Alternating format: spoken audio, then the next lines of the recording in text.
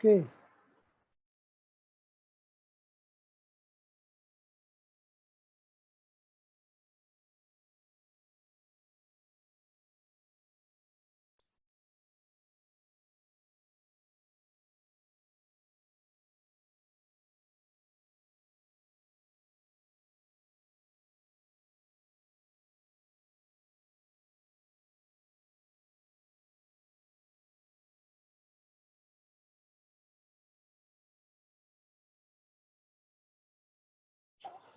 तो last class में मैं चेक कर रहा हूँ मैं कितना हो गया था CPSP। तो लास्ट क्लास में अपन लोगों ने देखा था वेव का बेसिक इंट्रोडक्शन हो गया था और उसके बाद इलेक्ट्रोमैग्नेटिक वेव्स के बारे में बात हो गई थी। इलेक्ट्रोमैग्नेटिक स्पेक्ट्रम के बारे में मैंने आपको बता दिया था, ठीक है। और फाइनली प्लांक थ्योरी के बारे में बता दिया था, जिससे कि आप किसी भी इलेक्ट्रोमैग्नेटिक वेव के लैम्डा या न्यू को निकाल सकते हो। और फिर हम इलेक्ट्रॉनिक ट्रांजिशंस के बारे में बात कर रहे थे, ठीक है। आई थिंक यही चल रहा था। ओके, मैं सही सही बोल रहा हूँ ना मैं?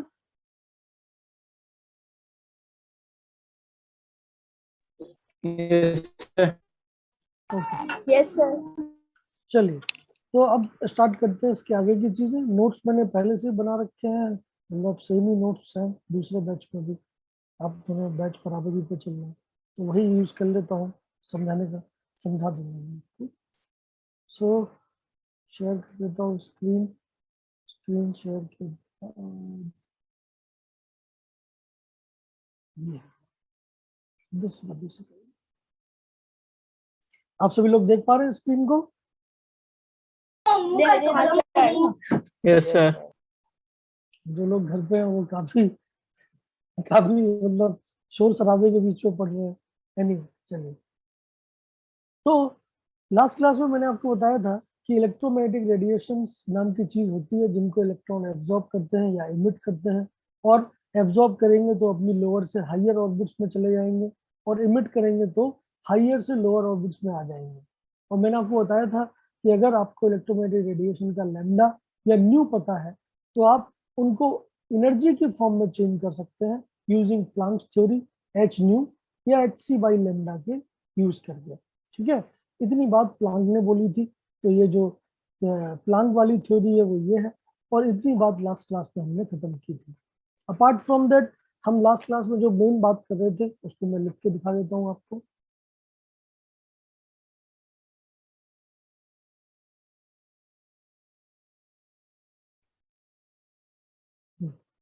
तो आप क्लियरली देख सकते हैं कि एनर्जी अगर मैंने एब्जॉर्ब की तो मेरी एनर्जी बढ़नी चाहिए, क्योंकि energy can neither be created nor be destroyed. तो अगर मैं ग्राउंड स्टेट पे इलेक्ट्रॉन हूँ, ठीक है, जहां पे मेरी एनर्जी कुछ भी है, एक्स है मान लेते हैं, ठीक है। तो अगर मैंने एक फोटोन एब्जॉर्ब कर लिया ई एनर्जी का, मतलब उसका लेमडा या न्यू पता है, और ई कितना होता है एच न्यू या एच सी बाई लेमडा, तो ऑफकोर्स नो डाउट मेरी एनर्जी जो है वो एक्स से वाई में कन्वर्ट हो गई। मतलब या तो मैं 2 में चला जाऊंगा, या 3 में चला जाऊंगा, या 4 में चला जाऊंगा, ठीक है।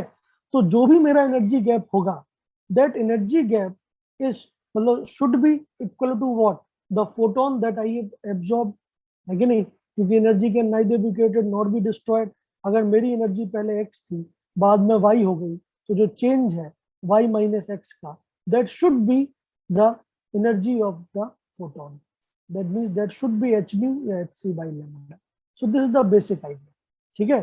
तो या तो इलेक्ट्रॉन एनर्जी को एब्सॉर्ब कर सकता है और हायर ऑर्बिट्स में जा सकता है, इस चीज को हम बोलते हैं एक्साइटेशन, ठीक है। जैसे कोई भी एटम है, तो नॉर्मली वो एटम किस स्टेट में रहता है? अगर मैं इसको केमिकल इक्वेशन की फॉर्म में लिखूं, ग्राउंड स्टेट में। ग्राउंड स्टेट, क्योंकि आपके पास तो हाइड्रोजन लाइक एटम ही है, तो हमेशा आपका इलेक्ट्रॉन कौन सी ऑर्बिट में रहेगा? n equal to 1। समझ में आ रही बात सबको या नहीं? बोलिए, क्लियर है? ठीक।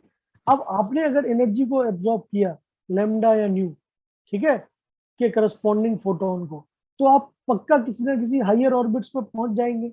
और जो हायर ऑर्बिट्स में अगर आप पहुंच गए, तो इस स्टेट को हम क्या बोलते हैं? Excited state. तो आप n की वैल्यू 2, 3, 4, 5, 6 अप टू इंफिनिटी कहीं भी पहुंच सकते हैं, तो उसको मैं रिप्रेजेंट कर रहा हूँ ए स्टार से। तो ए गैस नॉर्मल एटम है, और उसने अगर एनर्जी एब्जॉर्ब की, उसका इलेक्ट्रॉन ग्राउंड स्टेट से एक्साइटेड स्टेट में चला गया, then this is known as excited state of the atom. No doubt ये बात पक्की है कि excited state will be a temporary affair. क्यों? क्योंकि परमानेंटली तो आप कभी भी हाई एनर्जी में नहीं रहना चाहेंगे, है कि नहीं? तो एक्साइटेड स्टेट में नो डाउट आप एनर्जी को एब्जॉर्ब करके जाएंगे। मान लेते हैं आपने एनर्जी एब्जॉर्ब की और आप 1 से 4 पे पहुंच गए, तो 4 पे आप एक्साइटेड स्टेट में है, नो डाउट। बट क्या आप हमेशा 4 पे रहने वाले हैं? नहीं। क्यों? क्योंकि 4 पे आपकी एनर्जी ज्यादा है। अगर आपके पास मौका है बॉन्ड बनाने का, तो आप बॉन्ड बना सकते हैं। नो डाउट आपने पढ़ाई होगा कि जनरली जो बॉन्ड बनते हैं वो एक्साइटेड स्टेट में बनते हैं। ये सब बातें हैं जो आप केमिकल बॉन्डिंग नाम के चैप्टर में पढ़ेंगे, चैप्टर 4। थोड़ा बहुत आइडिया 10th क्लास में भी आपको दिया गया होगा, valence bond theory, sigma bond, pi bond, ये सब। एनीवे, तो 4th ऑर्बिट में आप चले गए। यहाँ पे हम बॉन्डिंग तो पढ़ नहीं रहे।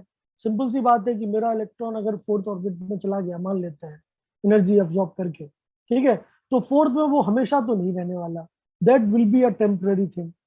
तो होगा क्या? जैसे ही उसे मौका मिलेगा वो अपनी एनर्जी रिड्यूस करना चाहेगा। क्यों? क्योंकि स्टेबिलिटी कम है 4th ऑर्बिट में। Stability is always always inversely proportional to energy. तो बहुत ही बेसिक सा आइडिया है कि नहीं? बहुत बेसिक सा आइडिया, आप समझ सकते हैं। अगर मैं आपकी एनर्जी बढ़ा दूं तो आप स्टेबल नहीं रह पाएंगे, सीधी बात, ठीक है? एनर्जी और स्टेबिलिटी दोनों के बीच में रिलेशन होता है इनवर्सली प्रोपोर्शनल का। बहुत सिंपल सा एग्जांपल से आप समझ सकते हैं। एनर्जी मतलब, मान लेते हैं आपकी दुनिया में मैं एनर्जी बोल सकता हूँ पैसा, ठीक है? और कोई भी आप इवेंट ले लीजिए, जैसे मान लेते हैं आपको स्कूल से घर जाना है, ठीक है?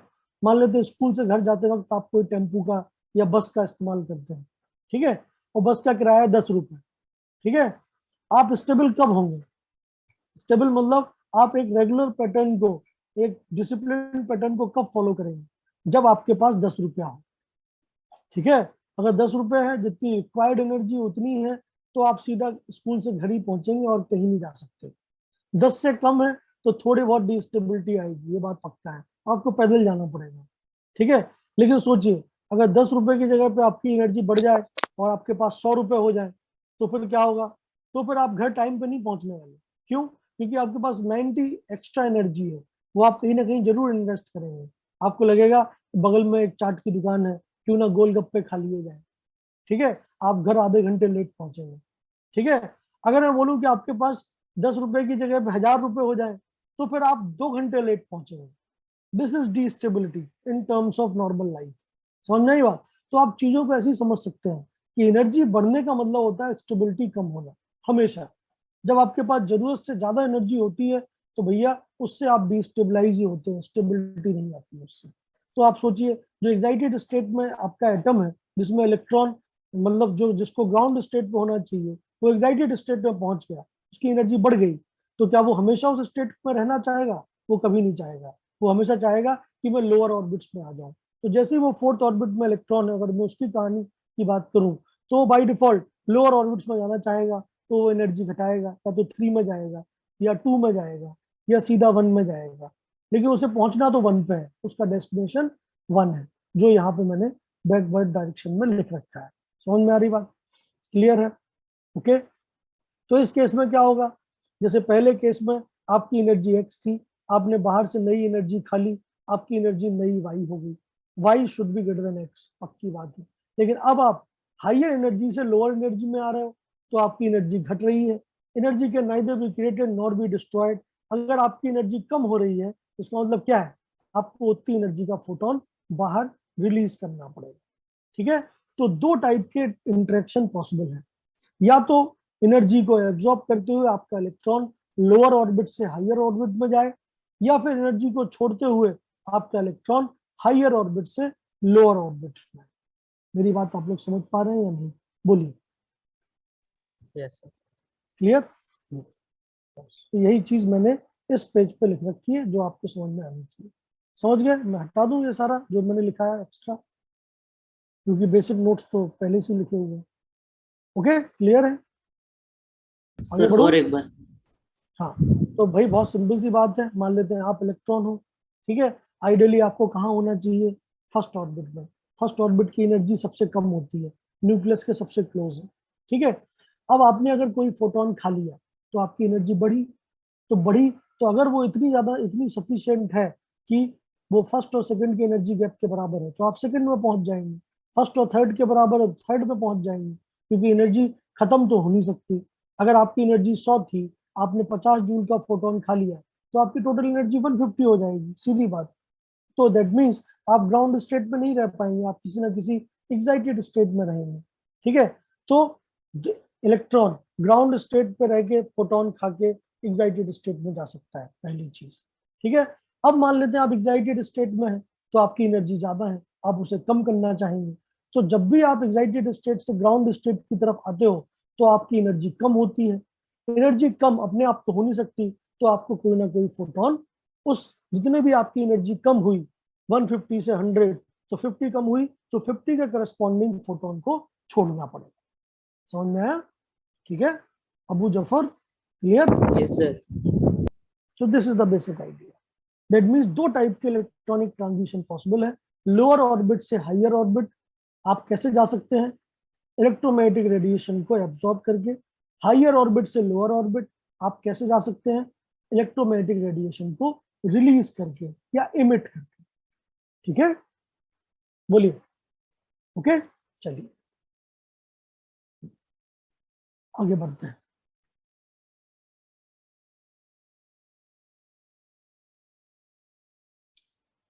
तो आगे वाले में हम यही सेम काम हाइड्रोजन लाइक एटम पे कराएंगे। तो सबसे आसान तो हाइड्रोजन एटम ही है, तो क्यों ना हाइड्रोजन एटम पे ही करा लिया जाए।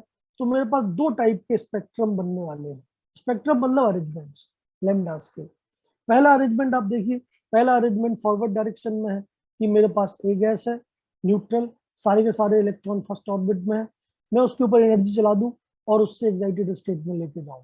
वो है ये, समझिए, इस डायग्राम को समझिए। ये जो डायग्राम है ये क्या बता रहा है?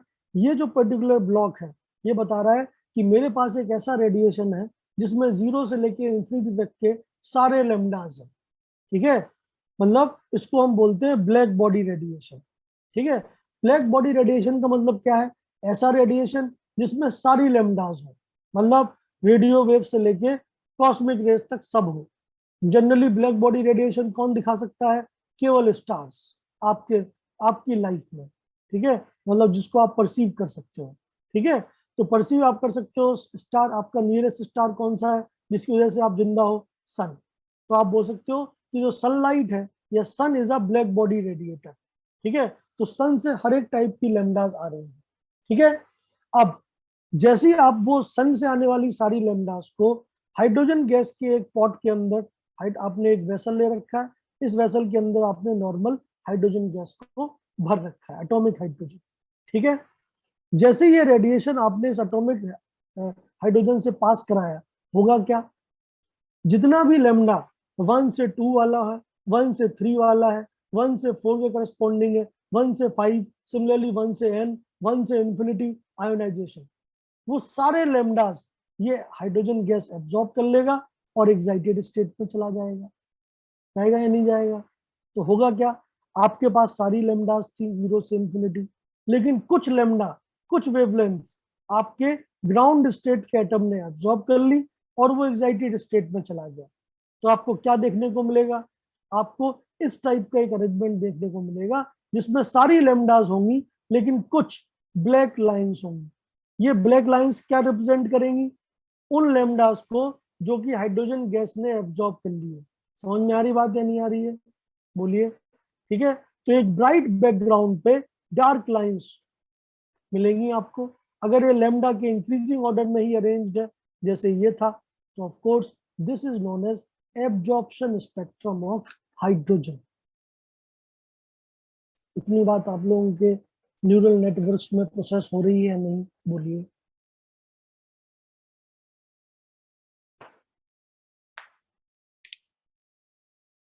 बोलिए, समझ में आया?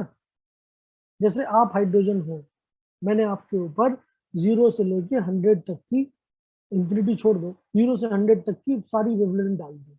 ठीक है, अब आप जो जो वेवलेंथ खा लोगे, मान लेते हैं आपने 15 खा लिया, 25 खा लिया, 75 खा लिया, 83 खा लिया, 97 खा लिया, तो जो जो आपने खा लिया वो ब्लैक लाइंस मिल जाएंगी।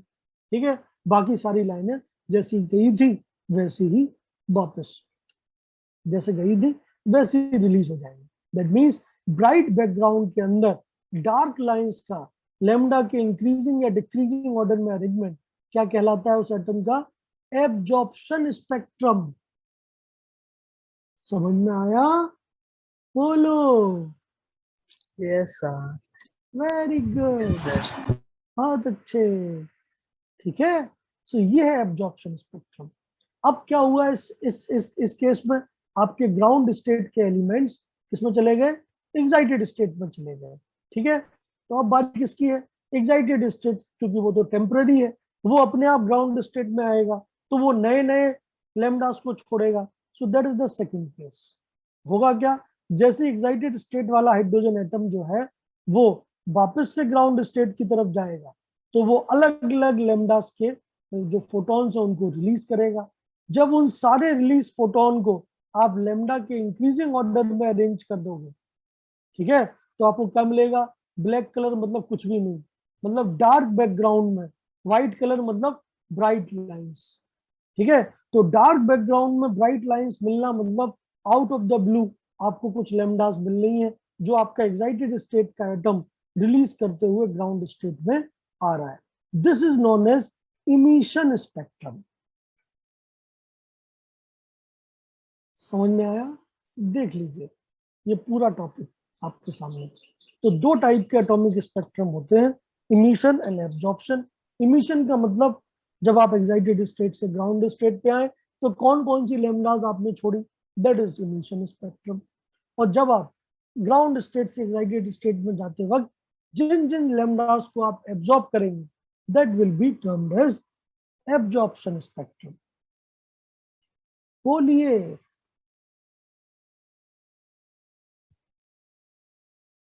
कुछ कहना चाहते हैं आप लोग?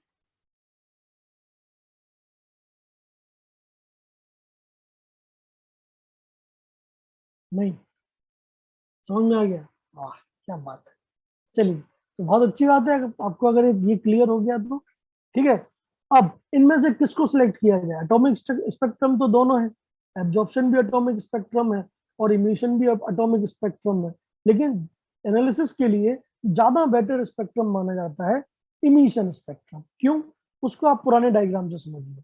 इसलिए क्योंकि अगर मुझे 1 से 4 जाना है तो एब्जॉर्प्शन स्पेक्ट्रम में 1 से 4 जाने का एक सिंगल तरीका है, बस आप 1 और 4 के बीच के एनर्जी डिफरेंस के बराबर का फोटोन खा लीजिए और 1 से 4 चले जाइए।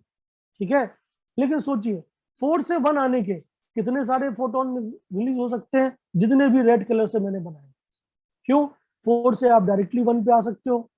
ठीक है, इतने के करस्पॉन्डिंग लैम्डा रिलीज हो जाएगा।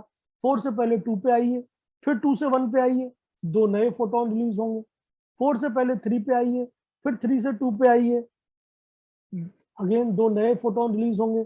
3 से डायरेक्टली 1 पे आ जाइए, एक नया फोटोन रिलीज होगा। टोटल फोटोन 4 से 1 आते वक्त कितने रिलीज हो रहे हैं? 1 2 3 4 5 6, 6।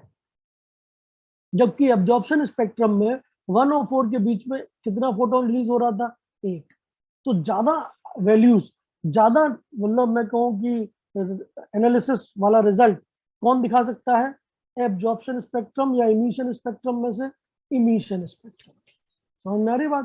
तो emission spectrum is selected for atomic spectrum study rather than absorption spectrum. Why? Because absorption spectrum is somewhat what?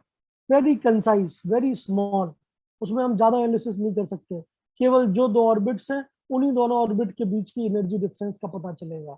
But emission spectrum में 4 से 1 आते वक्त आपको 4 से 3 वाला भी एक फोटोन मिलेगा, 3 से 2 वाला भी एक फोटोन मिलेगा, 2 से 1 वाला भी एक फोटोन मिलेगा। ठीक है, 4 से 1 वाला भी एक फोटोन मिलेगा, 4 से 2 वाला भी मिलेगा और 3 से 1 वाला भी मिलेगा। दैट मीन्स आप नॉट ओनली दो ऑर्बिट्स के बारे में बात कर सकते हैं, अब आप इंडिविजुअल उन दो ऑर्बिट्स के बीच में जितनी ऑर्बिट्स हैं उनके एनर्जी गैप के बारे में भी बात कर सकते हैं। तो हमेशा साइंटिस्ट लोगों ने किसको बेसिस माना है एटॉमिक स्पेक्ट्रम को एक्सप्लेन करने के लिए?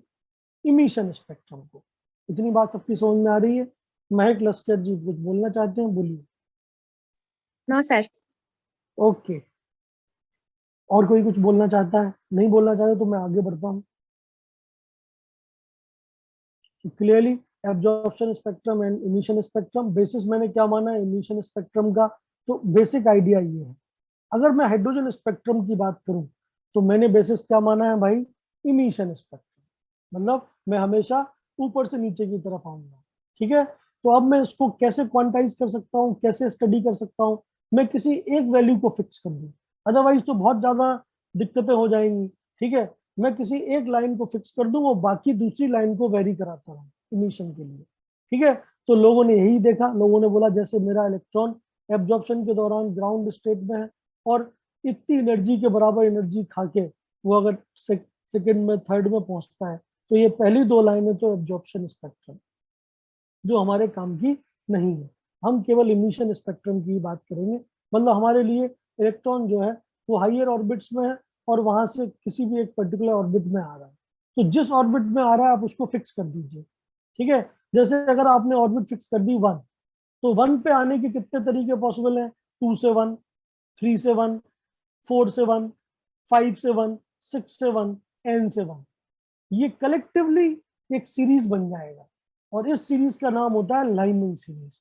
तो अलग अलग सीरीज बना ली लोगों ने हाइड्रोजन स्पेक्ट्रम की, जिसमें अगर आप फर्स्ट ऑर्बिट में आ रहे हैं किसी भी ऑर्बिट से तो आप लाइमन सीरीज के पार्ट माने जाते हैं, सेकंड ऑर्बिट में आ रहे हैं तो बामर सीरीज के पार्ट माने जाते हैं, अलग अलग नाम दे दिए गए। ये नाम आपको याद करने पड़ेंगे कि फर्स्ट में आने का नाम क्या है, कौन सी सीरीज है, कितनी एनर्जी है, वगैरह वगैरह। एनर्जी कैसे कैलकुलेट करेंगे, बहुत सिंपल सी बात है। जैसे अगर मैं थोड़ा लिख के दिखा देता हूँ, जैसे अगर मान लेते हैं आप 2 से 1 पे आ रहे हैं, तो जितना आपका एनर्जी गैप है ये 2 से 1 वाला, ये आपका डेल्टा ई एन है। इसको कैसे रिप्रेजेंट करेंगे, एनर्जी गैप हमेशा क्या होता है, पॉजिटिव, नेगेटिव कभी नहीं होता। 2 और 5 के बीच का गैप भी 3 है, -2 और -5 के बीच का गैप भी 3 है। ठीक है, और 5 और 2 के बीच का गैप भी 3 है, इट इज ऑलवेज पॉजिटिव। समझ में आ रही बात? तो बताइए 1 और 2 के बीच का एनर्जी गैप कितना है, 10.2 इलेक्ट्रॉन वोल्ट। तो अगर आपका इलेक्ट्रॉन 2 से 1 में आ रहा है तो 10.2 इलेक्ट्रॉन वोल्ट के करस्पॉन्डिंग फोटोन को वो रिलीज करेगा। So this should be h nu और एच सी बाई लैम्डा, ये जो मैंने यहाँ पे लिख रखा है। सो this is the most basic idea of energy conservation, कि अगर आपका इलेक्ट्रॉन किसी भी ऑर्बिट से किसी दूसरी ऑर्बिट में जा रहा है तो ये बात पक्की है कि अगर दोनों ऑर्बिट के बीच का energy gap delta E N हुआ तो वो उतने और उसके करस्पॉन्डिंग फोटोन रिलीज होगा या एब्जॉर्ब होगा। अगर इमिशन स्पेक्ट्रम में तो फोटोन रिलीज होगा। अगर फोटोन की वेवलेंथ लैम्डा है, फोटोन की फ्रीक्वेंसी न्यू है, तो मैं ये फॉर्मूला हमेशा लगा सकता हूँ, delta E N is equal to H nu और एच सी बाई लैम्डा। हमेशा याद रखिए delta E N is always a positive quantity. मैंने क्या लगा रखा है, मोड। ठीक है, ऐसा mode of anything will always positive, mode of 2 is also 2, mode of -2 is also 2। समझ में आई बात? तो मोड हमेशा पॉजिटिव क्वांटिटी होता है, इसलिए मैंने मोड लगा रखा है। ठीक है, क्योंकि मुझे केवल एनर्जी गैप से मतलब है। अब अगर मुझे एनर्जी गैप मिल गया तो मैं लैम्डा निकाल सकता हूँ। अब वो लैम्डा एब्जॉर्ब होगा या इमिट होगा वो मुझे पता चल ही जाएगा। अगर नीचे से ऊपर जा रहा है तो एब्जॉर्ब हो रहा है, ऊपर से नीचे आ रहा है तो इमिट हो रहा है, तो ज्यादा दिमाग लगाना ही नहीं है, आसानी से सवाल होगा। ठीक है, तो मैं सीरीज के फॉर्मेट में हाइड्रोजन स्पेक्ट्रम की स्टडी करता हूँ। तो मैं सीरीज में क्या करूंगा, एक एन को फिक्स कर दूंगा और दूसरे एन को वेरी कराऊंगा। अगर मुझे इमिशन स्पेक्ट्रम चाहिए तो ऊपर से नीचे इलेक्ट्रॉन आएगा। अगर मैंने n इक्वल टू 1 फिक्स कर दिया तो फिर 2 से स्टार्ट होगा दूसरा, अगर 2 फिक्स कर दिया तो 3 से, 3 फिक्स कर दिया तो 4 से, इस टाइप से 4 फिक्स कर दिया तो 5 से 4, 6 से 4, 7 से 4, ऐसे 5 फिक्स कर दिया, 6 से 5, 7 से 5, इस टाइप से आपको अलग अलग सीरीज मिलेंगी। इतनी बात समझ में आ रही है आप लोगों को? Okay, yes sir. बहुत अच्छा। चलिए, तो अलग अलग सीरीज कौन सी बनती है उनके बारे में बात कर लेते हैं। तो अलग अलग सीरीज हाइड्रोजन स्पेक्ट्रम में आपको इस टाइप से मिलेगी। This is the very good diagram, आप इसे देख सकते हैं, देख लीजिए। तो अगर मैं n इक्वल टू 1 फिक्स कर दूं, मतलब फर्स्ट ऑर्बिट में इमिशन स्पेक्ट्रम में फर्स्ट ऑर्बिट में आने के क्या क्या तरीके पॉसिबल है, तो आप खुद जानते हैं। पहला एक तरीका क्या हो सकता है, 2 से 1, लिखना स्टार्ट कर देता हूँ। तो देखिए 2 से 1, ठीक है, एक ये हो सकता है। 3 से 1, सारे रेड कलर वालों पे ध्यान दीजिए। 4 से 1, 5 से 1, 6 से 1, 7 से 1, n से 1। समझ में आई बात? ये सारी की सारी लाइंस कलेक्टिवली, ये जो भी आएगा लेमडा रिलीज करेगा, ये लेमडा 1 ये रिलीज करेगा, लेमडा 2 ये रिलीज करेगा, लेमडा 3। ये सारे लेमडास किस सीरीज में बिलोंग करते हैं? लाइमन सीरीज में। 1898 में लाइमन साइंटिस्ट का नाम, जिसने ये सीरीज खोजा, ठीक है। तो ये आपका लाइमन सीरीज कहलाता है।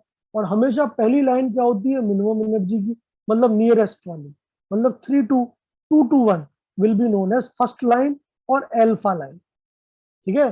3 to 1 will be second line और बीटा लाइन।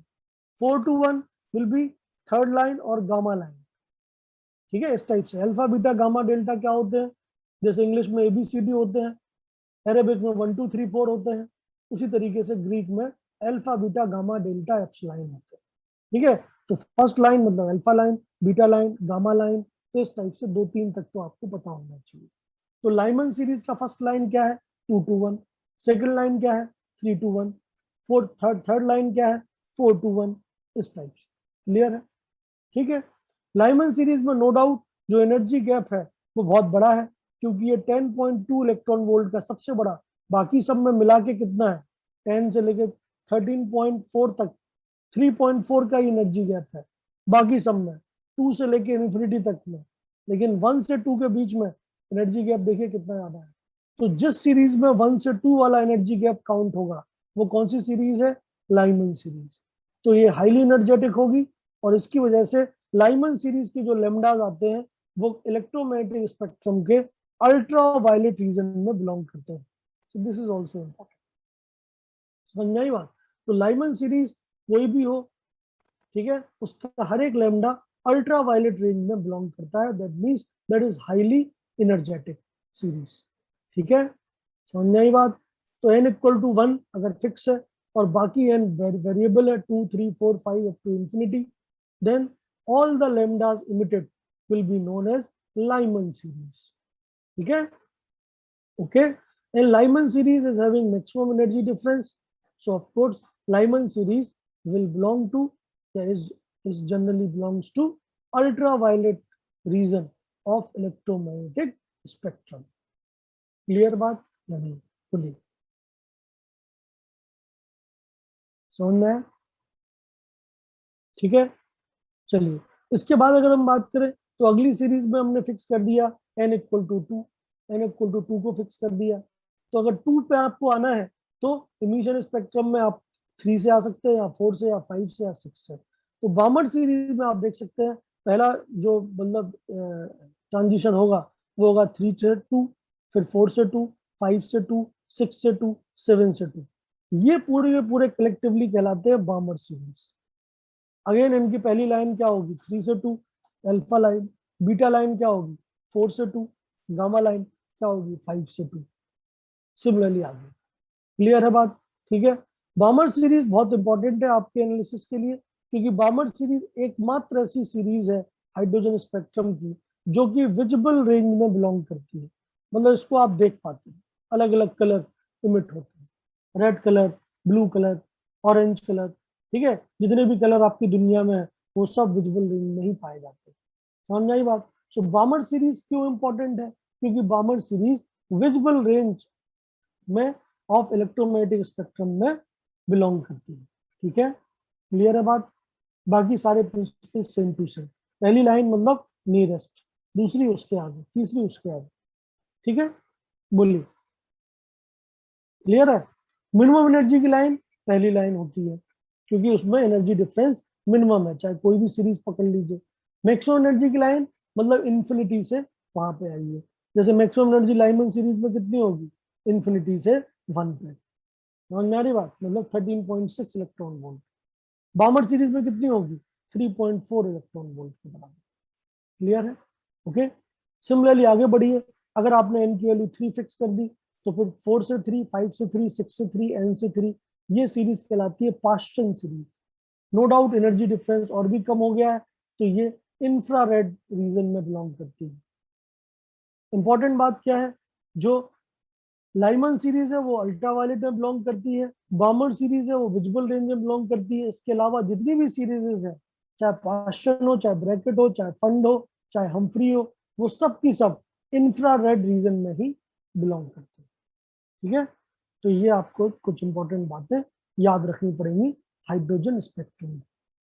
किसी को कोई भी दिक्कत है, परेशानी है, बताइए।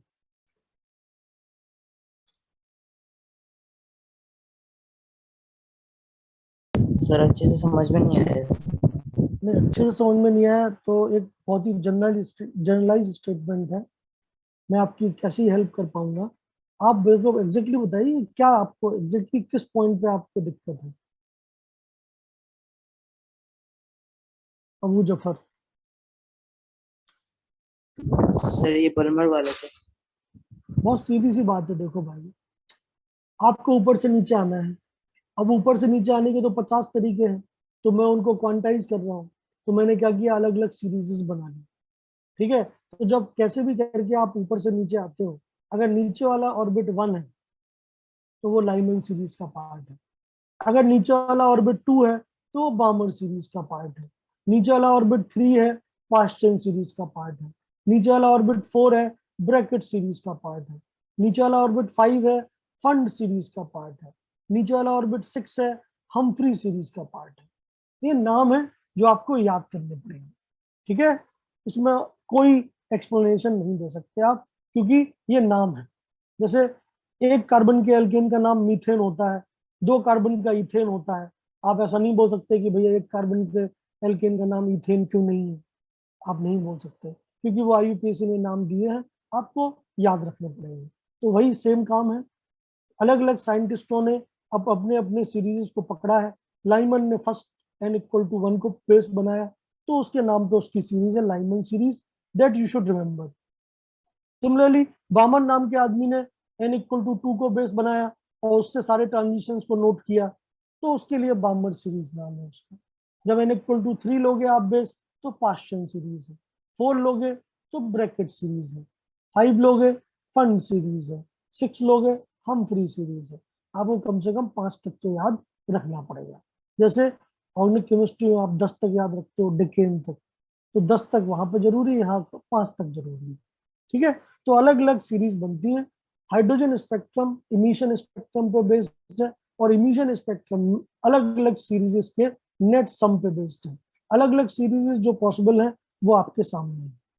ठीक है, रेड कलर वाली लाइमन सीरीज है, ग्रीन कलर वाली बामर सीरीज है, ब्लैक कलर वाली पास्चन सीरीज है, ब्राउन कलर वाली ब्रैकेट सीरीज है, और पता नहीं वो कौन सा कलर है, जो भी कलर हो वो फंड सीरीज है। ठीक है, उतना कलर नहीं पता होता है मुझे, रेड ग्रीन ब्लू यही पता है। ठीक है, सो आप देख लीजिए। ओके, तो अबू जफर जी, इसमें समझ में, इसमें आपको याद रखना है मैक्सिमम चीजें। ठीक है, समझ में आने वाली बात तो इतनी सी है कि जो भी n1 से n2 में आएगा, energy difference should be equal to hc/λ। वो तो हम पहले ही समझ चुके हैं, ये तो हमने शुरुआत में ही लिख दिया है। ठीक है, तो उसमें कोई नई बात मैंने नहीं बताई। ठीक है, बस आपको याद जो रखना है वो ये सीरीजेस है। बाकी समझने वाली बात तो इतनी है कि कोई भी इलेक्ट्रॉनिक ट्रांजिशन होगा तो delta EN will be equal to h nu या hc/λ। ठीक है, तो कोई भी आदमी ऊपर से नीचे की तरफ आएगा इलेक्ट्रॉन, तो जो भी एनर्जी गैप होगा, उस एनर्जी गैप के बराबर का जो फोटोन है वो न्यू या लैम्डा वेवलेंथ का, वो बाहर इमिट हो जाएगा। This is the basic idea जो आपको समझना है। रटना क्या है, सामने है आपको, ये आपको याद करना। ठीक, बोलिए अबू अबू जफर जी। ठीक है, ये सर ओके। तो ये तो आपको याद करना है, अलग अलग सीरीज में क्या चीजें फिक्स है। और नो डाउट इमिशन स्पेक्ट्रम है, और एनर्जी लेवल की एनर्जी आप जानते ही हैं कि energy generally is defined as EN is equal to -13.6 electron volt Z²/n²। तो आपको हर एक ऑर्बिट की एनर्जी पता है, उन दोनों की एनर्जी के डिफरेंस को निकाल लीजिए, एन उस डिफरेंस को किसके बराबर कर दीजिए, hc/λ के। तो आपको एग्जैक्टली कौन सी वेवलेंथ निकलेगी इस ट्रांजिशन में, इसमें इसमें वो पता चल जाएगी। किसी भी ट्रांजिशन के दौरान कौन सी वेवलेंथ रिलीज होनी है, दैट यू कैन आइडेंटिफाई। ठीक है, बस आपको इनिशियल और फाइनल एनर्जी पता होनी चाहिए और दोनों के बीच का डिफरेंस पता होना चाहिए। ठीक है, बस इंपॉर्टेंट बात क्या है, अगर फर्स्ट ऑर्बिट में ट्रांजिशन हो रहा है तो वो लाइमन सीरीज वाला माना जाएगा, सेकंड ऑर्बिट में ट्रांजिशन हो रहा है बामर सीरीज वाला माना जाएगा, थर्ड ऑर्बिट में पास्टियन, फोर्थ में ब्रैकेट, फिफ्थ में फंड, सिक्स्थ में हम्फ्री। इस टाइप से ये तो आपको याद करना पड़ेगा। ठीक है, इसमें आप नहीं बोल मतलब इसमें इसमें समझने का कुछ भी नहीं, इसमें जिस आदमी ने खोजा उसके नाम पे उस सीरीज का नाम। ठीक है, क्लियर है, बोलिए। तो अगर कोई आपसे बोले यस सर। कि बताओ first line of Balmer series का कितना लैम्डा होगा, तो कुछ नहीं करना है आपको, केवल ये देखना है फर्स्ट लाइन का मतलब ये है, मतलब 3 से 2, थर्ड पे एनर्जी है इतनी, सेकंड पे एनर्जी है इतनी, दोनों का एनर्जी गैप निकाल लीजिए, आपको कितना एनर्जी गैप मिलेगा, 1.9 इलेक्ट्रॉन वोल्ट। वो एनर्जी गैप जो है that should be equal to hc by lambda. Answer आ जाएगा लैम्डा कि कितनी वेवलेंथ का फोटोन बाहर निकलेगा। एच न्यू के बराबर कर दीजिए, न्यू आ जाएगा कितनी फ्रिक्वेंसी का फोटोन रिलीज होगा जब 3 से 2 ट्रांजिशन होगा। ठीक है, इतनी सी बात है, क्लियर है बात। एग्जैक्ट क्या फॉर्मूला निकलेगा किसी भी N1 से N2 ट्रांजिशन का, वो हम अलग से बना लेते हैं, लेकिन पहले इन सीरीज के बारे में आपको नोट्स जरूर बनाने पड़ेंगे, क्योंकि बोर्ड में सीधा सवाल पूछा जाता है कि what do you mean by Lyman series, तो आपको बताना पड़ेगा 2 नंबर। ठीक है, बोलेगा what do you mean by Balmer series, calculate the relation between lambdas of first line and fourth line of Balmer series.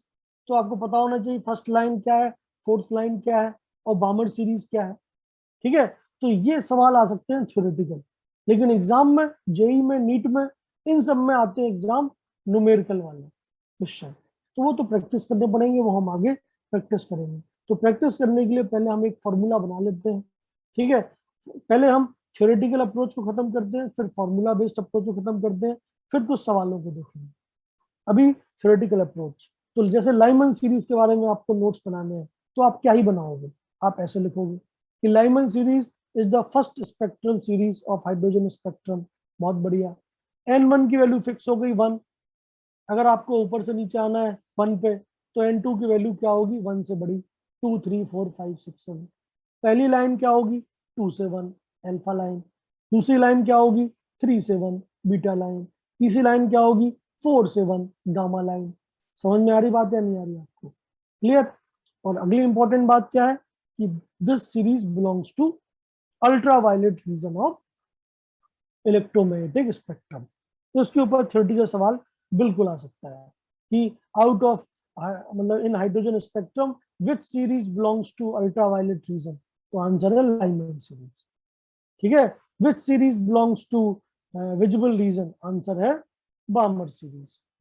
Which series belongs to infrared region, answer है बहुत सारी सीरीज, आगे की सारी सीरीज।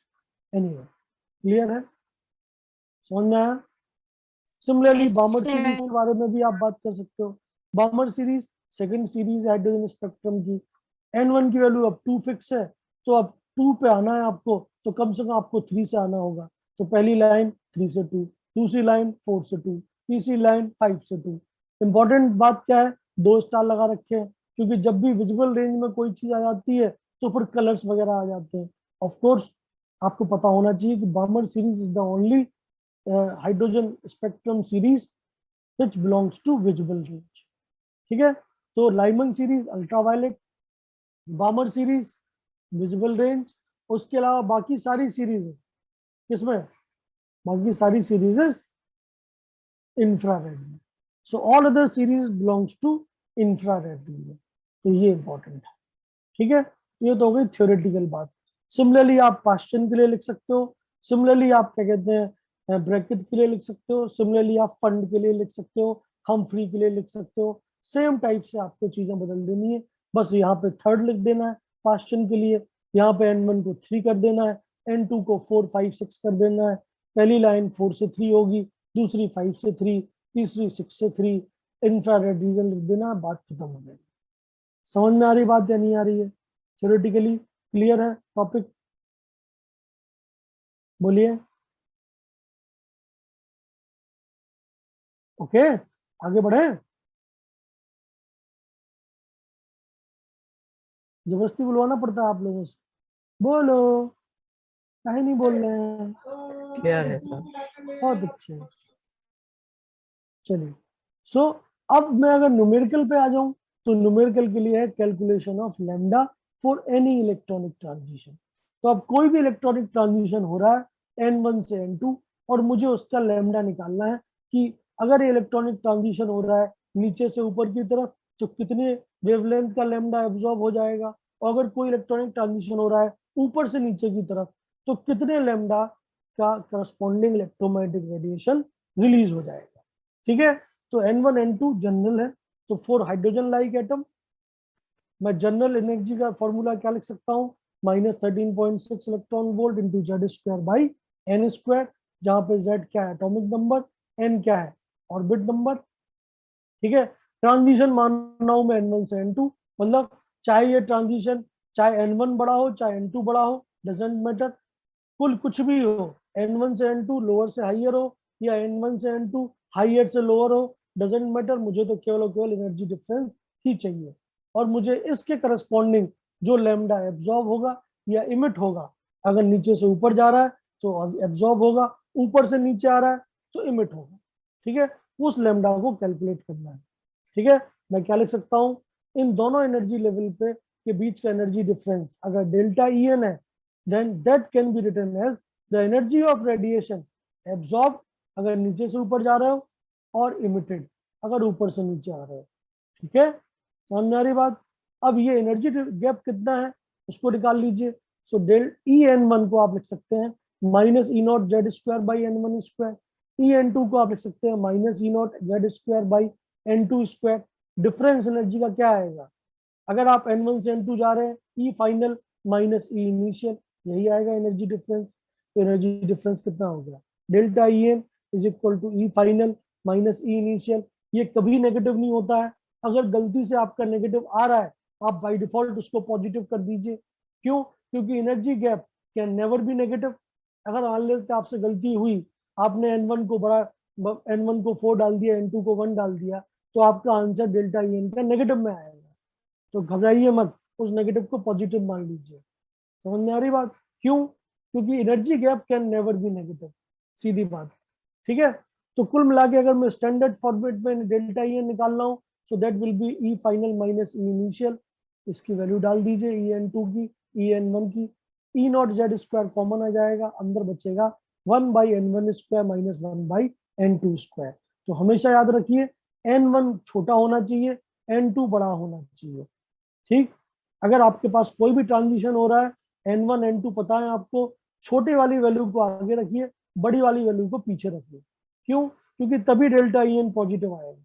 अगर आपने n1 को बड़ा वैल्यू डाल दिया n2 को छोटा डाल दिया तो फिर भाई साहब नेगेटिव में आ जाएगा आपका आंसर। तो फिर भी आप नेगेटिव को पॉजिटिव मानिए, क्योंकि आपको सॉल्व तो करना है नहीं, सीधी बात, आपको तो ABCD आंसर निकालने हैं, तो आप पॉजिटिव में ही हमेशा एनर्जी गैप निकाला करिए। ठीक है, as per conservation of energy में क्या लिख सकता हूं कि delta E N will be equal to the energy of absorbed और emitted electromagnetic radiation. That means अगर इलेक्ट्रोमैग्नेटिक रेडिएशन की फ्रीक्वेंसी न्यू है या उसकी वेवलेंथ लैम्डा है, then I can write delta E N should be equal to H nu और H C by lambda. मैं अगर एच सी बाई लैम्डा को बेसिस मान लूं तो H C by lambda should be equal to delta E N, and delta E N कितना आया था, E not Z square 1 upon n1 square minus 1 upon n2 square. इसमें E naught constant है, Z variable है क्योंकि Z तो बदलता रहेगा, हाइड्रोजन एटम है तो 1, हीलियम प्लस है तो 2, लिथियम 2 प्लस है तो 3, बेरिलियम 3 प्लस है तो 4। ठीक है, तो जेड की वैल्यू बदलती रहेगी, बट ई नॉट तो कांस्टेंट है, कितना 13.6 इलेक्ट्रॉन वोल्ट। एच कांस्टेंट है, प्लांक कांस्टेंट, सी कांस्टेंट है, स्पीड ऑफ लाइट।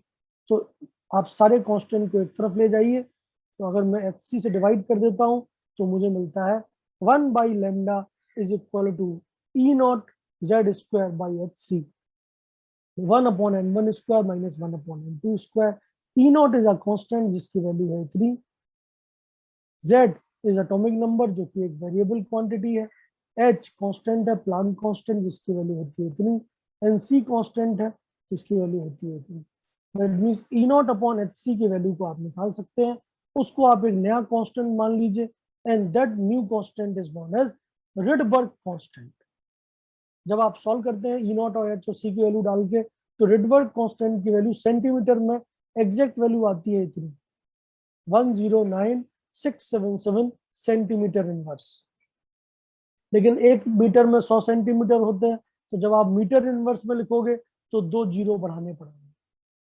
ठीक है, अब इसको याद रखने का तरीका क्या है, मैंने यहाँ पे लिख रखा है पैटर्न बना के। यहाँ तो पैटर्न नहीं बन रहा है कोई 109677, तो आज आपने देखा तो आज आपको याद रहेगा, 7 दिन बाद थोड़ा भूल जाएंगे, 1 महीने बाद पूरा भूल जाएंगे। तो इट्स बेटर कि कोई पैटर्न के थ्रू इसको याद कर लें। पैटर्न क्या है भाई साहब, आप 109677 को 78 कर दीजिए बस, तो कोई ज्यादा फर्क भी नहीं पड़ेगा और आपको चीजें याद भी रहेंगी। देखिए 109678 ऐसे आप याद कर सकते हैं सेंटीमीटर इनवर्स में।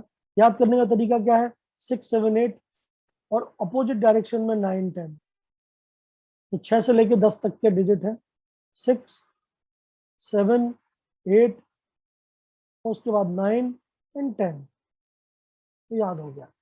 तो 109 मैंने तो ऐसे याद कर रखा है, बाकी आप जैसे भी याद करना, आपकी टेक्निक अपनी खुद की यूनिक हो सकती है, आप जैसे याद करना चाहें करिए। ठीक है, सो आर एच की वैल्यू आपको याद कर लेनी चाहिए। जैसे ही आप आर एच की वैल्यू याद कर लेते हैं, स्टैंडर्ड फॉर्मूला बन जाता है 1/λ is equal to R H Z square 1/n1 square minus 1/n2 square, और 1/λ को हम वेव नंबर भी बोल सकते हैं। आर एच की वैल्यू सेंटीमीटर में है 109678, मीटर में होगी 10967800, खत्म। So this is the formula, this is the numerical base. तो न्यूमेरिकल्स जो सॉल्व होंगे वो इस बेस पे सॉल्व होंगे। क्लियर, किसी को कोई भी दिक्कत है फॉर्मूले के डेरिवेशन में, प्लीज बताएं।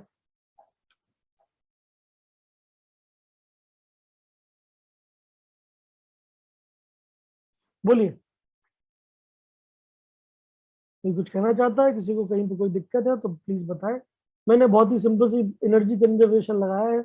मैं जानता हूं कि अगर मेरी एनर्जी पहले थी x, बाद में थी y, एनर्जी डिफरेंस क्या हो जाएगा, y minus X mod positive, and that energy difference should be equal to the energy of photon emitted और absorbed, so that should be equal to h nu और H C by lambda.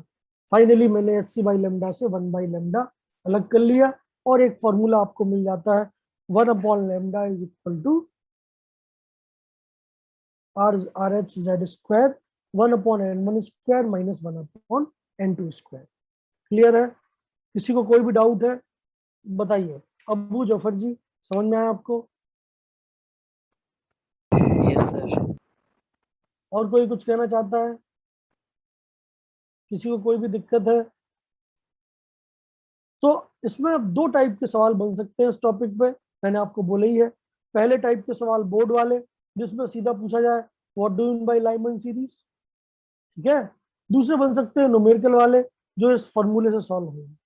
Lambda बताओ, frequency बताओ, अगर मेरा photon मेरा electron 6 से 4 में चला गया, बताओ लैम्डा कितना है, न्यू कितना है, एनर्जी कितना है, ये सब चीजें आपसे पूछी जा सकती है। बोलिए, ठीक, कुछ कहना चाहेंगे आप? चलिए, नहीं कहना चाहेंगे तो अब आप लोग काफी इंटेलिजेंट हो गए हैं, और जब आप इंटेलिजेंट हो जाते हैं तो हम लोग क्या करते हैं, आसान आसान से सवाल।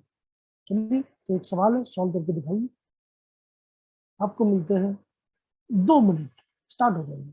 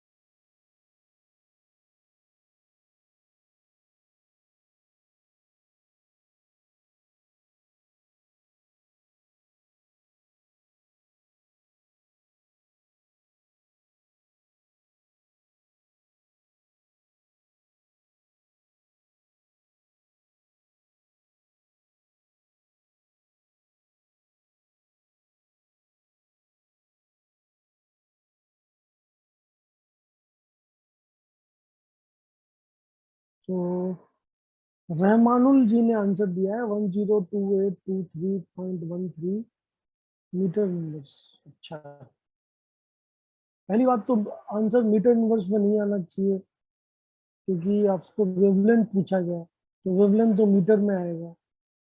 ठीक है, 10⁻⁻, जितने भी मीटर में आए, तो मीटर इनवर्स तो आंसर सही नहीं है। ठीक है, यूनिट आपकी सही नहीं है। चलिए, फिर भी आपने कोशिश की, बहुत बहुत अच्छी बात, वेरी गुड। चलिए, तो अभी तक सॉल्व होना चाहिए था, ये उतना टफ सवाल नहीं है, ये बहुत ही बेसिक लेवल का सवाल है, ताकि आप केवल और केवल चेक कर पाए किस टाइप के न्यूमेरिकल्स आपसे पूछे जाते हैं। जैसे एग्जाम्पल के तौर पे, जब भी कोई न्यूमेरिकल सवाल आपको मिले, तो आइडियली एक आइडियल स्टूडेंट को क्या करना पड़ता है, सवाल को पहले पढ़िए, उससे जितना भी डेटा निकल सकता है सबको एक जगह पे लिख लीजिए, ताकि कभी कभी डेटा देख के आपको फॉर्मूला याद आ जाता है। अभी तो क्या है, फॉर्मूला आपके सामने लिखा हुआ है, तो कुछ याद करने की जरूरत नहीं है। लेकिन सोचिए, आज से 6 महीने बाद आपको अगर यही सवाल दिया जाए, तो फिर आपको आप फॉर्मूला भूल सकते हैं। तो आप डेटा पहले नोट कर लीजिए क्या क्या गिवन है, ताकि उस डेटा को देख के आप एक स्टैंडर्ड फॉर्मूले को याद कर पाए। ठीक है, तो हमेशा सबसे पहला काम होता है क्वेश्चन को पढ़ के इंपॉर्टेंट डेटा को निकाल लेना। As soon as important data मिल गया, उस डेटा को फॉर्मूले में इफेक्टिवली प्लेस कर देना। जिस ऐसा फॉर्मूला आपको सिलेक्ट करना पड़ेगा जिसमें मैक्सिमम चीजें क्या हो, मैक्सिमम चीजें मैं बोलूं कि अननोन चीजें हो, एक अननोन हो और मैक्सिमम चीजें नोन हो जाए। तो नोन वैल्यू वैल्यू डाल देंगे आप, अननोन को निकाल लेंगे, आपका आंसर आ जाए। ठीक है, और देखो सीधी सी बात है, इस टाइप के सवालों में न्यूमेरिकल कोई सीख के नहीं आता है। नोबडी इज देयर जिसने जो सीख के पैदा हुआ है। ठीक है, सबको मेहनत करनी पड़ती है। तो न्यूमेरिकल सॉल्व करने का एक ही तरीका है, कोशिश करना। ठीक है, पहली बार में आपसे नहीं होगा, घबराइए मत, कोई बात नहीं, समझिए कैसे होता है। दूसरी बार में आपसे आधा होगा, मान लेते हैं सवाल गलत हो सकता है, मतलब सवाल में आपकी कैलकुलेशन मिस्टेक हो जाए, तो उनको सुधारिए। तो इन सब का एक ही मतलब नेट सम है कि न्यूमेरिकल प्रॉब्लम सॉल्व करने का एक ही तरीका होता है, प्रैक्टिस। मेहनत करिए, कोशिश करिए, छोड़िए मत। अगर आपसे नहीं भी हो रहा है, फिर भी लगे रहिए, एक ना एक दिन जरूर आपसे होगा। ठीक है, लेकिन अगर आप पहले दिन ही आपने देखा आपसे नहीं हुआ और आप बोले अरे मेरे से तो नहीं होने वाला, तो फिर नहीं होने वाला। आप खुद अपनी हेल्प कर सकते हैं। ठीक है, और कोई आपकी हेल्प नहीं करने वाला। We can only guide you, but exam के अंदर तो तीन तीन घंटे में आपको अपनी 3 साल की मेहनत देनी है। कैसे दे पाओगे, खुद से करके देना पड़ेगा ना आपको। अगर मेरे को करना होता तो फिर आपको ये सब करने की जरूरत ही नहीं थी, आराम से बोर्ड में पास हो जाते, बाकी मैं करवा देता। बट करना आपको है। तो क्लास का काम होना चाहिए प्रैक्टिस का। क्लास के बाद सेल्फ स्टडी में आपको क्या करना पड़ेगा, प्रैक्टिस करना पड़ेगा। बोर्ड के लिए नोट्स बढ़िया है, नोट्स जरूरी है, मतलब थ्योरी जरूरी है, बट कॉम्पिटेटिव एग्जाम के लिए न्यूमेरिकल्स आर वेरी इंपॉर्टेंट। और फिजिकल केमिस्ट्री, मतलब केमिस्ट्री की जो ब्रांच फिजिकल केमिस्ट्री है, उसमें तो भर भर के न्यूमेरिकल है। मतलब आपको थोड़ा बहुत तो मेहनत करना ही पड़ेगा, हार्डवर्क वाली जो बात है वो करनी पड़ेगी, बस उसको स्मार्टली करिए। तो जैसे ये सवाल है, इसको मैं स्मार्टली कैसे करता हूँ, मैं सबसे पहले सवाल को 2 बार पढ़ूंगा और देखूंगा क्या क्या डेटा गिवन है। क्या गिवन है भाई, कैलकुलेट द वेवलेंथ, लैम्डा निकालना है, ऑफ द रेडिएशन इमिटेड, वो भूल जाओ, काम का नहीं। When an electron falls from fourth stationery orbit, ये एक चीज गिवन है, ये इंपॉर्टेंट है। फोर्थ ऑर्बिट मतलब n=4 है। अब वो n1 है n2 है वो हमें नहीं पता, बट एक n4 हो गया है, fourth stationery orbit in Lyman series. जैसे ही आपने लाइमन पढ़ा, दूसरा n फिक्स हो गया, क्योंकि लाइमन का मतलब कौन सी ऑर्बिट फिक्स है, फर्स्ट ऑर्बिट। मतलब कुल मिला के आपको 4 से 1 में आना है, बात खत्म, सवाल सॉल्व हो गया। और हाइड्रोजन एटम, दैट मीन्स इस सवाल को पढ़ के सबसे पहली लाइन में मैं क्या लिखता अगर मैं आपकी जगह पे होता, हाइड्रोजन एटम है, Z की वैल्यू 1, लाइमन सीरीज है, N1 की वैल्यू 1, और फोर्थ ऑर्बिट से गिर रहा है मतलब N2 की वैल्यू 4।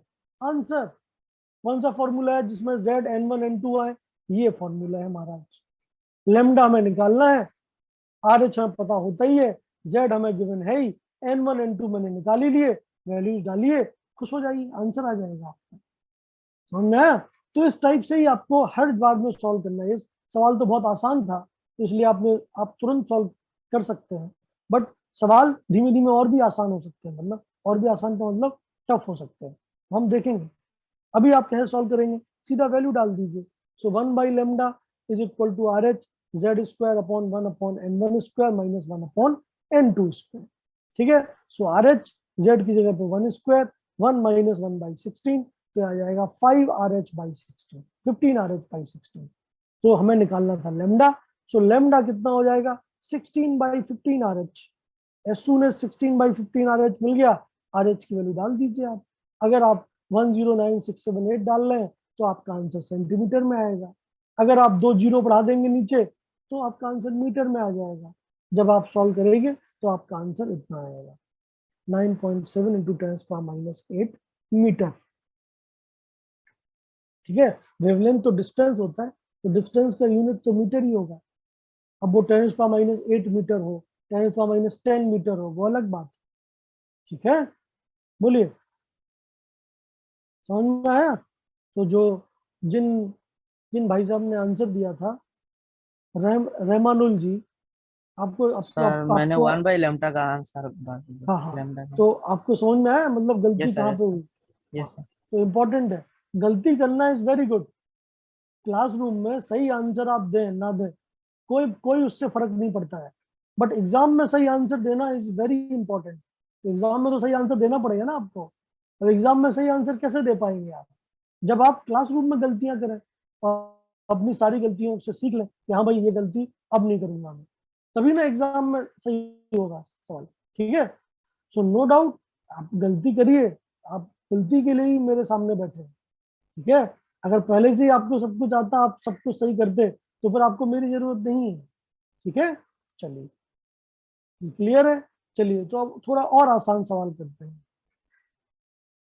और आसान मतलब आसान। चलिए, जैसे ये 2 सवाल हैं, इनको ट्राई करिए। अब आप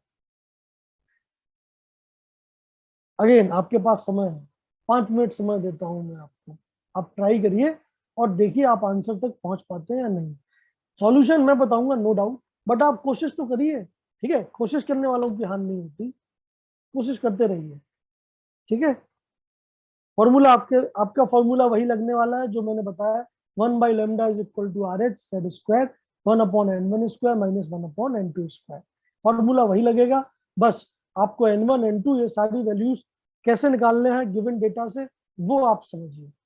चलिए, सवाल दोनों सॉल्व करिए, 5 मिनट का समय है आपके पास।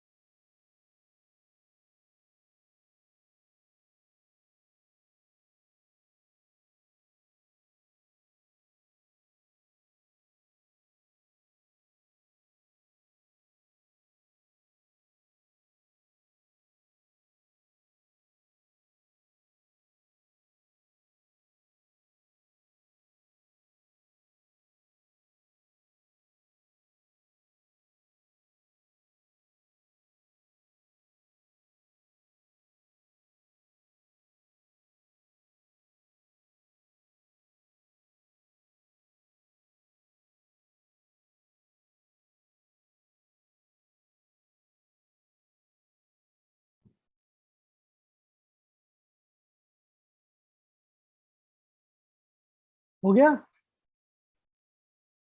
हाला वाला हुआ?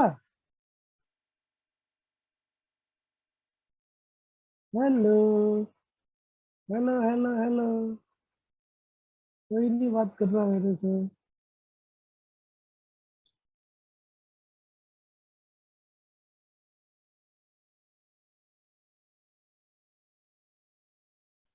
सही में कोई बात नहीं कर रहा मेरे से।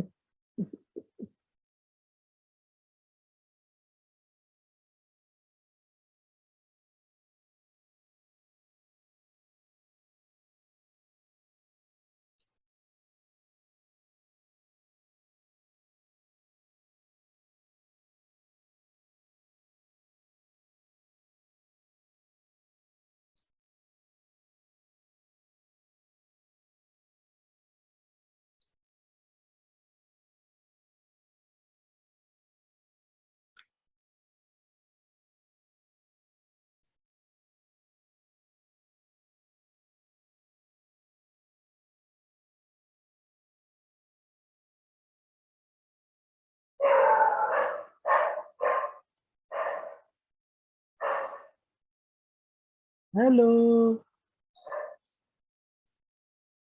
अरे कोई तो बात करो यार मेरे से। Hello sir. हो रहा है या नहीं हो रहा है भाई? हाँ तोहिदुल जी, हो रहा है आपसे? सवाल समझ में आ रहा है आपको या नहीं? कर रहा हूँ सर। हो रहा है, चलिए करिए करिए, very good.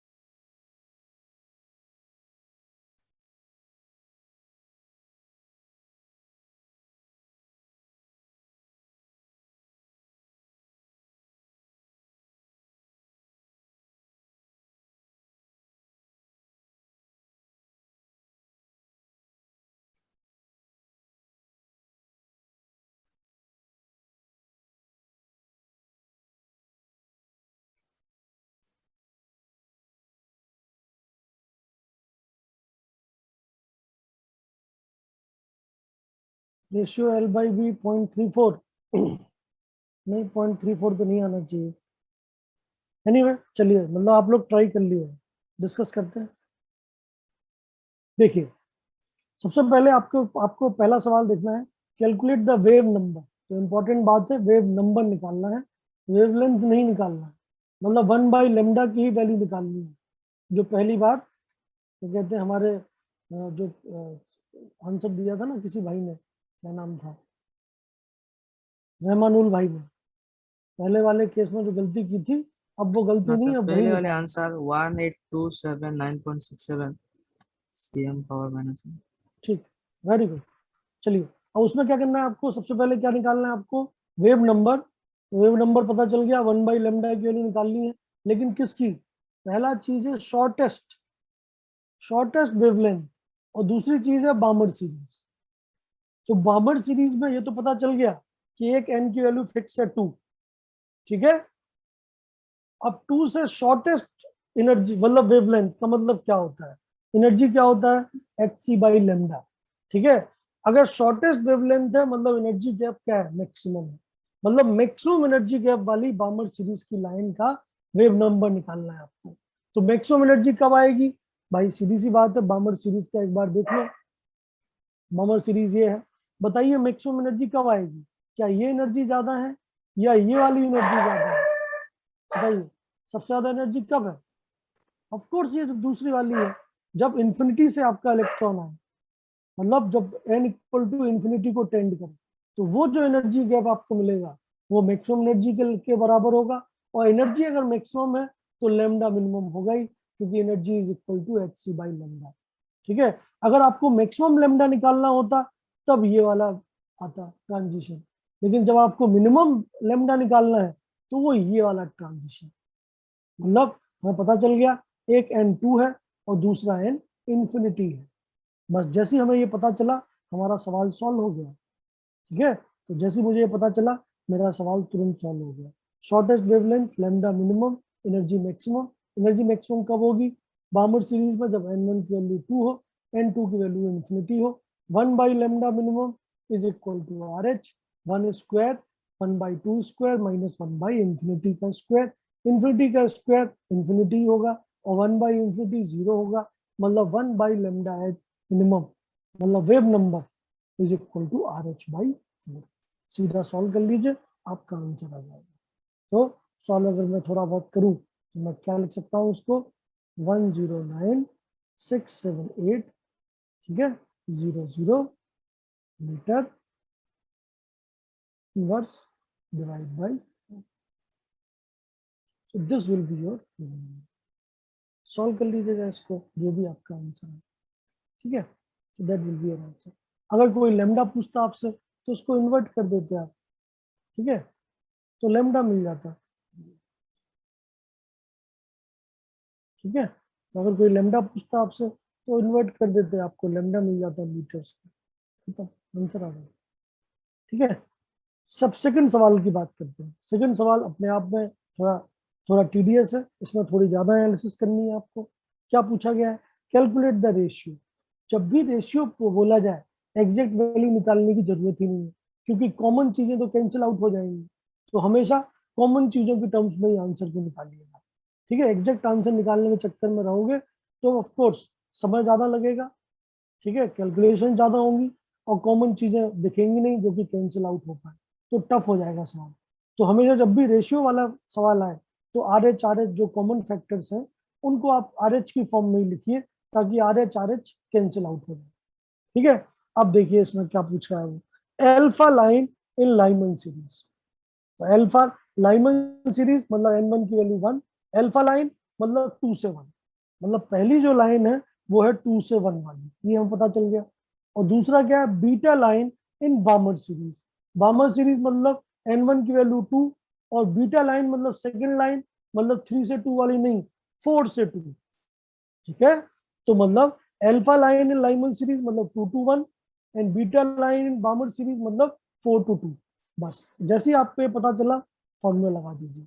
So alpha line of Lyman series n1 की वैल्यू 1 n2 की value 2, so 1/λ alpha is equal to RH z square 1/1 square minus 1/2 two square, value आएगी 3RH/4 पहली इक्वेशन, ठीक है।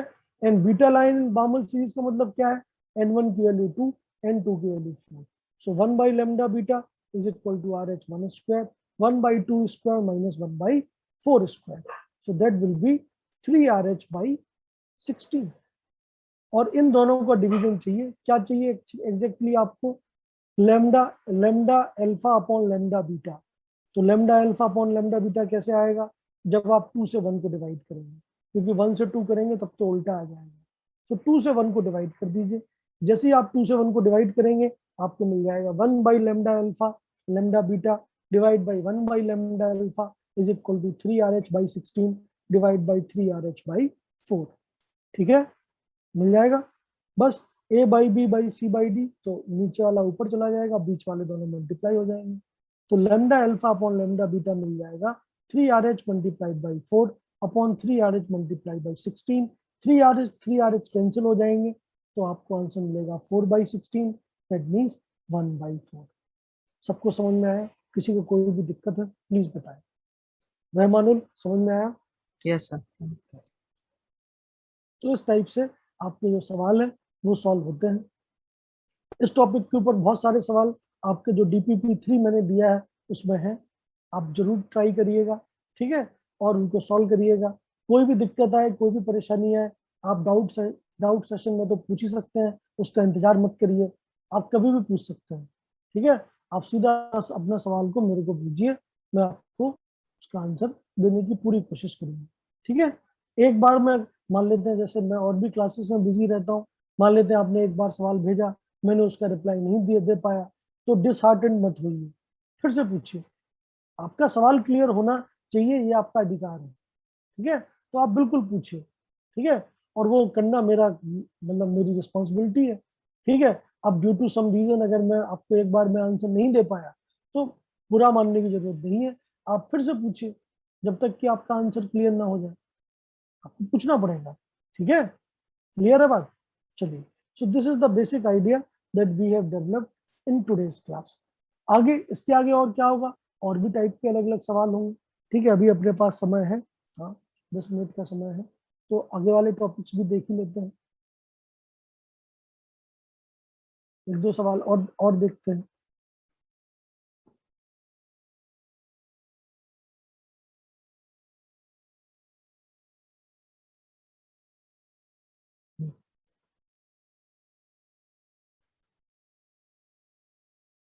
जैसे ये सवाल है आपके पास, इस सवाल को अगर आपको सॉल्व करना है, सो calculate the wavelength of radiation emitted producing a line in Lyman series when the electron falls from third excited state in hydrogen atom, ठीक है। तो अब इसमें अगेन पढ़ के आपको समझिए कि क्या पूछ रहा है, वेवलेंथ पूछ रहा है, बहुत बढ़िया, radiation emitted producing a line in Lyman series, मतलब n1 की वैल्यू 1 फिक्स हो गई, लेकिन कहां से आ रहा है, when the electron falls from third excited state.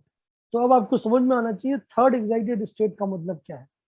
Ground state n=1, पहली एक्साइटेड स्टेट n=2, दूसरी एक्साइटेड स्टेट n=3, तीसरी एक्साइटेड स्टेट मतलब n=4, तो थर्ड एक्साइटेड स्टेट का मतलब है n=4। तो जो सवाल हमने अभी सॉल्व किया था पहला वाला, ठीक है, कि फोर्थ ऑर्बिट से फोर्थ स्टेशनरी ऑर्बिट से लाइमन सीरीज, वही सवाल अलग शब्दों में ऐसे पूछा जा सकता है आपसे, सेम सवाल है, कोई अंतर नहीं है, ठीक है, बट तरीका जो मतलब डेटा देने का जो तरीका है वो बदल गया है, तो इसको आप सेम वही तरीके से सॉल्व करेंगे, n1 की वैल्यू 1, n2 की वैल्यू 4, फॉर्मूला लगा दीजिए, सेम आंसर आएगा जो आंसर मैंने आपको बताया था, 9.7 इंटू 10⁻⁸। तो इस सवाल से आप क्या सीखे कि जरूरी नहीं है कि सवाल देखने में अलग हो सकता है, बट अलग वैल्यूज हो, मतलब आपको लगेगा कि अलग टाइप से वैल्यू दी गई है, लेकिन सवाल एग्जैक्टली सेम है जो आपको कराया गया, क्लियर, ठीक है। और सवाल भी अपन लोग देख सकते हैं, जैसे ये सवाल है, ये सवाल एकदम ही अलग है, इसमें तो अलग ही चीजें दिख रही हैं, जैसे आप पढ़िए इस सवाल को, कैलकुलेट द एनर्जी इमिटेड, पढ़िए एक बार इसको, देखिए आप इसको सॉल्व कर पा रहे हैं या नहीं।